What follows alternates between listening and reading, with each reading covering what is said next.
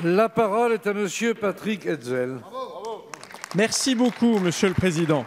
Avant de débuter ma question qui s'adressera à Monsieur le Premier ministre et qui concerne les élections municipales, je voudrais tout d'abord en profiter pour féliciter les maires et les adjoints aux maires qui ont déjà été élus et qui vont l'être dans les prochaines heures dans plus de 30 000 communes de France. Bonne chance à eux dans l'exercice de ce beau mandat de maire. Monsieur le Premier ministre, le 4 septembre dernier, vous avez déclaré très solennellement la chose suivante.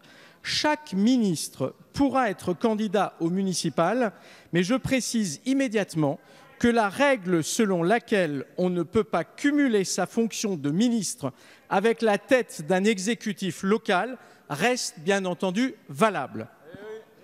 Manifestement, vous n'appliquez pas la règle que vous avez pourtant vous-même énoncée lorsqu'il s'agit du ministre du Budget, d'ailleurs absent aujourd'hui, on se demande pourquoi, Monsieur Darmanin. Alors, Monsieur le Premier ministre, question est simple.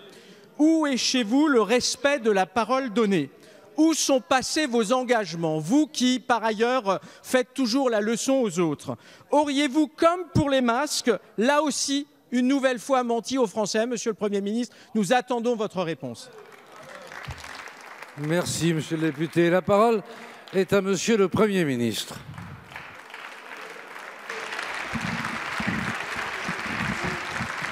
Monsieur le Président, Mesdames et Messieurs les députés, Monsieur le député Hetzel, merci pour votre excellente question qui me permet de faire en réponse 3 remarques. D'abord, je voudrais m'associer à vos propos de félicitations à l'endroit de tous ceux qui, élus au premier tour, ont été installés, maires, adjoints au maire, conseillers municipaux. Ils sont sur le point, pour certains d'entre eux, ils viennent de commencer à exercer leurs fonctions. C'est un moment exaltant. Ils le font dans une période extrêmement délicate, bien sûr. Et je veux leur souhaiter à tous, quelle que soit leur préférence politique, bien entendu, un salut républicain et mes vœux d'encouragement et de succès. La deuxième remarque que je veux faire, c'est une remarque en forme de remerciement, car votre question me permet de me réjouir publiquement de l'élection du ministre de l'Action et des Comptes publics à la mairie de Tourcoing après un très beau score au premier tour des élections municipales. Et je crois que, Monsieur le député, vous êtes pour lui comme pour les autres aussi sensible à ce succès électoral tout à fait exceptionnel. Et je m'associe à votre joie.